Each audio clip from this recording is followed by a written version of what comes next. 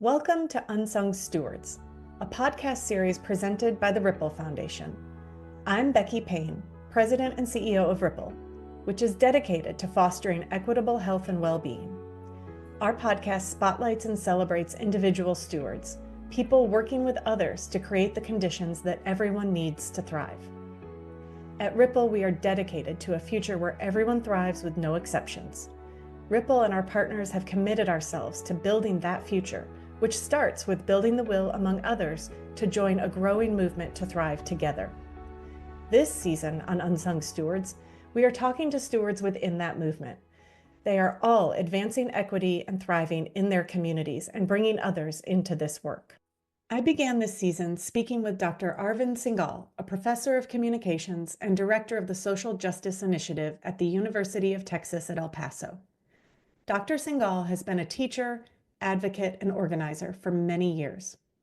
We consider him to be a kindred spirit within the movement to thrive together, and his work on the positive deviance approach, a way of developing community-driven solutions by honoring successful outliers and out-of-the-box thinking, is a strong example of shared stewardship in practice. Today's podcast episode is a little different than our typical format. When I sat down to speak with Arvind, it quickly became clear that he thinks of himself and his world in terms of stories, and that each one has many valuable lessons for stewards everywhere. So instead of a live conversation, I offer you a set of stories in Arvind's voice. You'll hear me occasionally set up each story, and I invite you to listen deeply to each one. Arvind's first story is about his childhood and the journey that helped shape who he is now. He emphasized to me how the legacy he inherited from his family has influenced him and how he thinks about the legacy he wants to leave behind for his children. Importantly, he reflects on the impact of older generations saying yes to the ideas and dreams of younger generations. In stewardship terms, this is akin to building an abundance mindset as opposed to a scarcity view of what's possible. His intergenerational upbringing weaves together the influence our inherited legacies have on our lives. I'm a product of parents who produced 3 boys. I'm the youngest. Education was very highly valued in our modest home. Both my paternal and maternal grandfathers were professors. My paternal grandfather was a professor of mathematics. My maternal grandfather was a professor of physics, and then later began to teach glass and ceramics engineering. And my paternal grandfather passed away when I was 10. My maternal grandfather passed away when I was 20.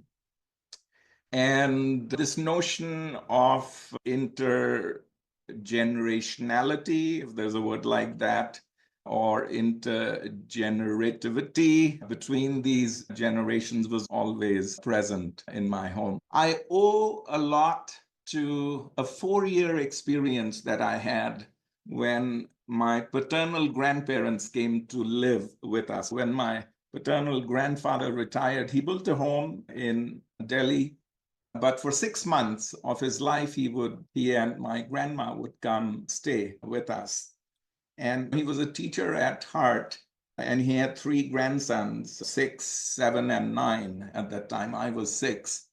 And he would give us the equivalent of maybe a quarter if each of his grandkids wrote 1 page of Hindi in cursive, 1 page of English in cursive. And I don't think my brothers or I ever missed our opportunity to get a quarter at the end of the day. And so if I have a love for stories, if I have a love for my mind going to places that it goes, if I have a sort of analytical mind, because I did study mechanical engineering and so on, I owe a lot to that experience. It's a sort of a formative story which you can only make sense of in reverse because, so he passed away when I was 10. So this education was day in and day out for 6 months in a year for 4 years. And 7 years after he passed away, I found myself while I was a student of engineering, auditioning at All India Radio, which was the Indian National Network channel. Father, by this time, was in a senior management position, so we were in New Delhi. And I could audition very easily for Hindi language programming, including being a host for literary works in Hindi, not just covering events. As also, I was a very popular, Becky, this may surprise you, a very popular Western music host. And I hosted quiz programs and talks. And I used to do that at school and in college. So in connecting the dots, in trying to understand me in terms of where I am, I do owe it to my ancestors in terms of where I am today. I think the shift from engineering to getting a master's degree in radio, television, and film production, MA, was a very natural one for me, even though it probably was completely non-normative, off the script. And my parents were like, yeah, of course, we see him work on his engineering problems, but not so much. But he spends all night writing his radio scripts. And so let him go. And this comes from the progressive ancestral environment that I came in, that the answer, no matter what the question, was always yes. It was always yes. And that's something which I think I've passed on to children. In this next clip, Arvind describes stories that live within him as lines of code that describe how he operates in the world. Now, it is not often that we have a guest who so clearly reflects the stewardship practices.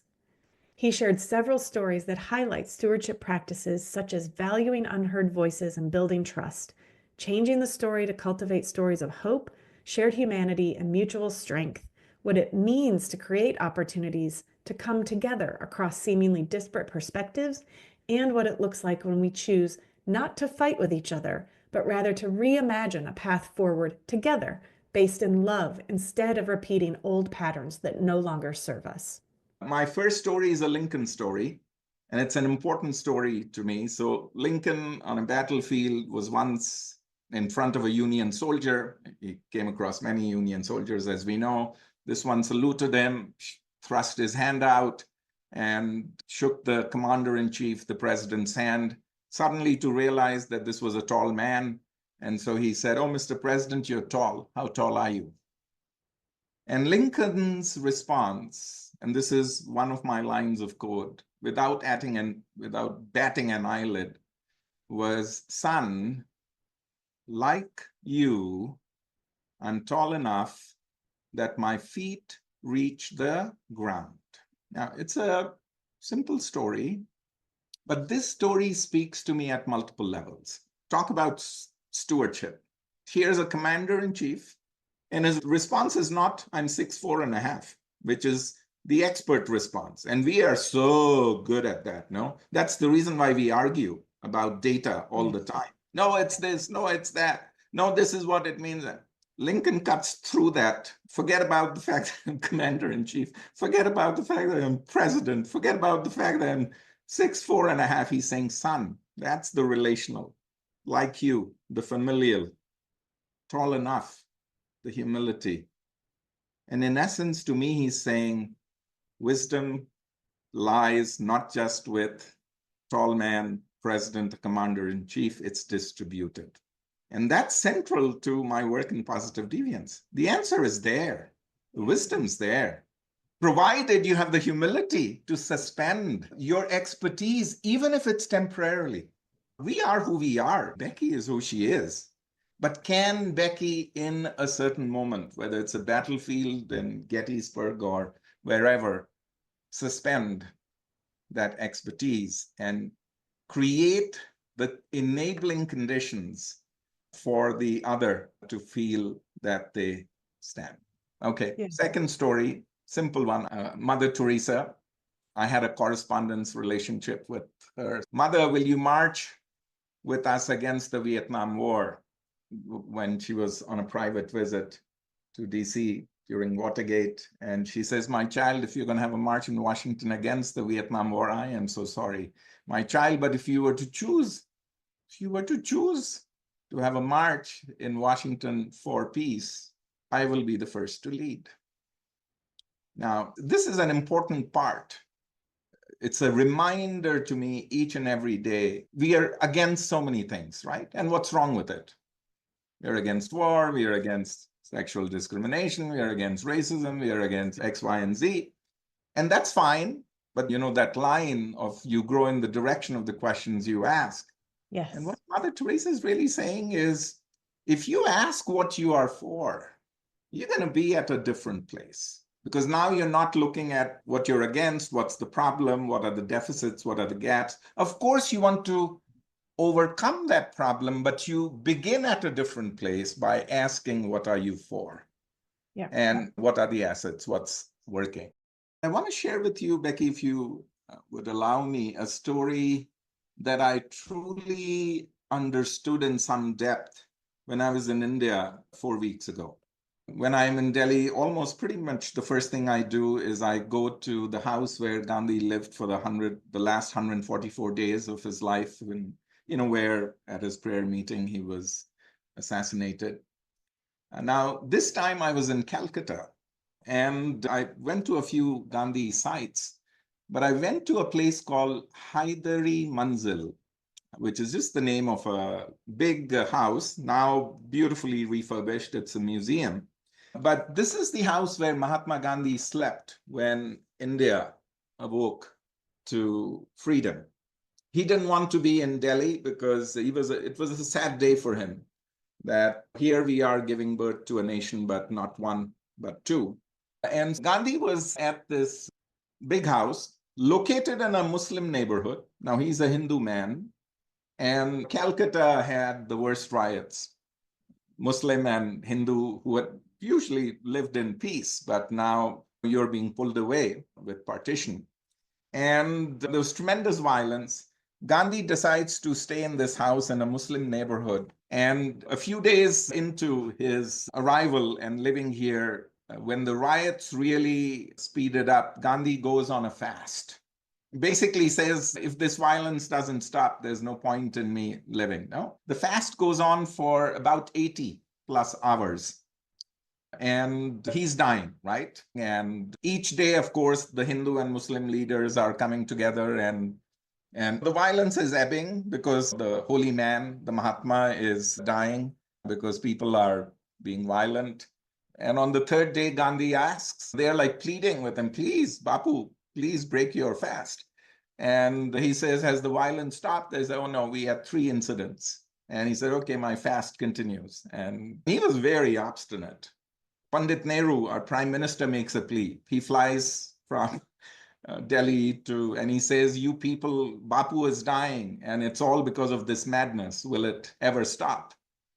And the next morning, the door suddenly opens, and there's a Hindu man with a machete. And he throws the machete at the foot of Gandhi's bed and says, you live, eat. You live, I'm going to hell anyway. There's no redemption for me. And so Gandhi calls him, and Gandhi says, why are you saying that you're going to go to hell? And he said, oh, I just killed a little baby.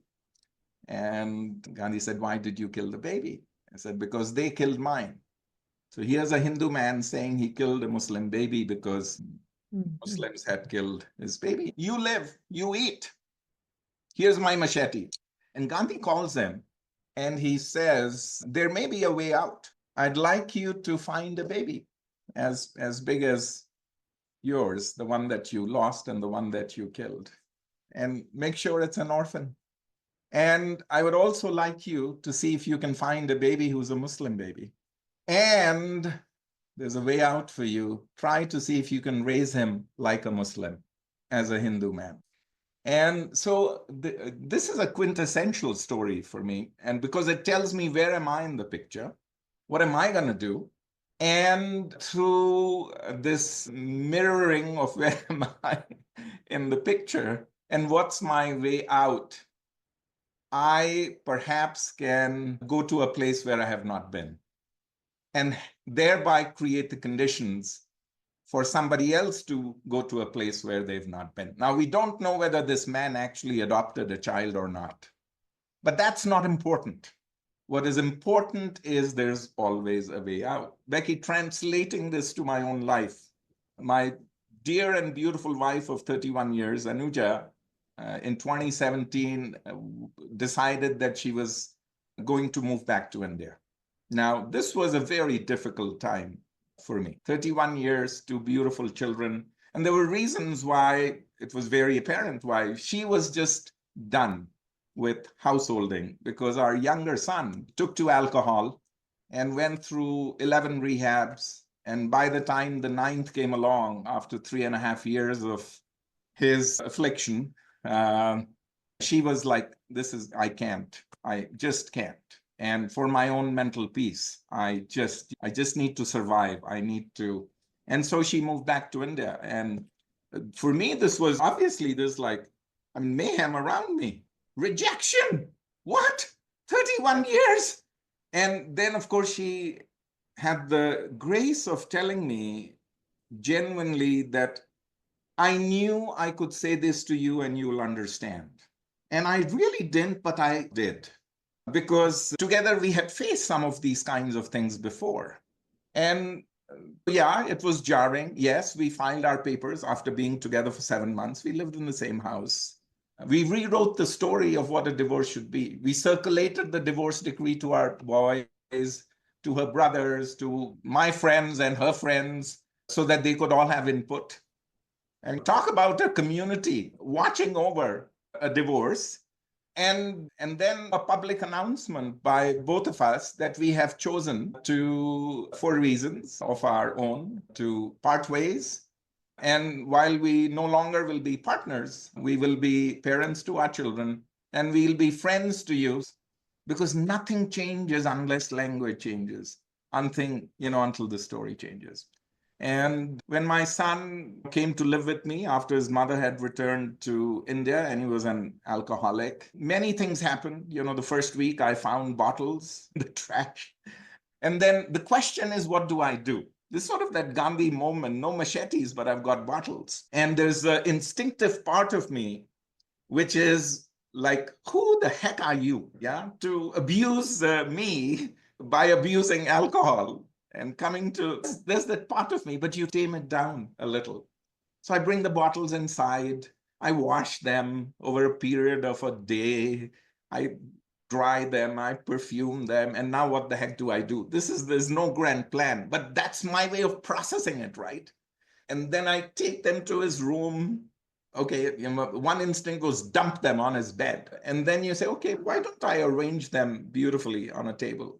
And, let me make an altar. And here's a sculpture of Hanuman, a mythological god of strength and vigor. And our son was a preemie baby, so he always had Hanuman by his bedside when he was growing up.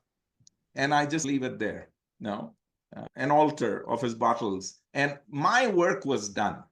And he comes home and goes to his room. He obviously sees what he sees. He comes down, and now he's standing behind me, and he's got his head down, and it's like, Dad, what are you going to do with me? And what is Dad going to do? Dad has already done what he needed to do. And I call his name, and I open my arms. And there he is, bawling for 30 minutes. And a year later, I see a Facebook post which says 1 year sober. And now he's 6.5 years sober. Why am I telling you these stories? It is inside out work.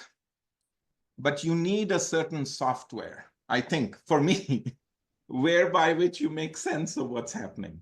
Yeah.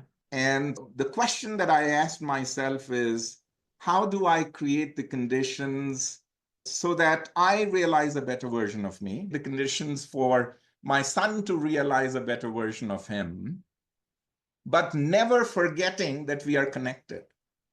And that's the love part, right? The interconnectedness of our beings. And Gandhi's response is very much in that line, always realizing that we are connected but yet at the same time, what do I have the power to do? Before we go into the next clip, I want to invite you to think about the power of his reminder that nothing changes unless language changes. Now let's listen to Arvind bring it all together and share his thoughts on how we can build collective will and create the conditions for people to come together by being intentional about cultivating trust and focusing on the quality of our relationships, which enable the change we are seeking. The stewardship practices of earning trust, weaving our vested interests, and learning and adapting together. So the question is, what do we do, right? Again, I can only talk of me. I've talked about the importance of changing the story from the inside out. And one of the little things you learn, the only thing you learn is that it all comes down to the quality of the interactions. Mother Teresa would always say, when somebody would walk up to her and say, "Oh, Mother, I'm here to learn. And I need to learn how to serve." And she'd say, "My child, there's really nothing to learn. Yeah, begin here, begin now, and begin with whoever is in front of you." And then she would remind you when people would tell her that, "Oh, Mother, you're so great." And she would say, "My child, remember, none of us can be great. But all of us in the here, in the now, can do small things with great love." So getting practical, what does it mean for me or for Becky or for Ripple or for any community? And this is a universal, things are going to tip. We know if there's trust, if there's understanding, if there's listening, if there is suspension of judgment, it's always going to be there. And how we create the conditions for people to come together, absolutely critical. We are so blind, Becky, to this. This is the software that we don't learn. For most of us, the software of sharing and convening is standing up and delivering. But I would say a singular purpose for me, if you're bringing 50, 60, 70 people, is to make sure that each person gets to connect with every other person, inviting people into a conversation. You matter, you belong. And that is really actually a skill. It's very teachable. I think that's where the magic is, really. So it's not, what do we need to do specifically? I think we just need to get better. We need to ask better questions when we convene, because convening is nothing but an opportunity to take the same resources, the same people who are there, and transform through invitation, inclusion, the group outcomes right away. And most of the transformation happens in relationships. And then you say, the science of complexity and complex adaptive systems. I'll let that be the final word. Arvind, thank you so much. You've given me and us and hopefully our listeners so much to reflect on and think about.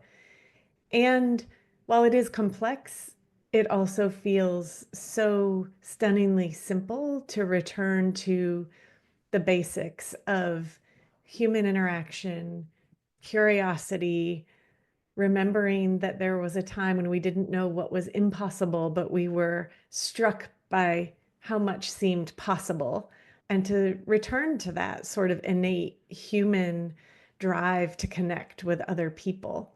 We may have trained ourselves out of it through years of living, but I think what I'm taking away from you is that there is so much for movements and groups who are trying to do better by society to return to in age-old lessons and stories and what we are born into the world wanting to do, which is cling and connect and learn and grow with other humans. So thank you for this time. Thank you, Becky. I so appreciate you.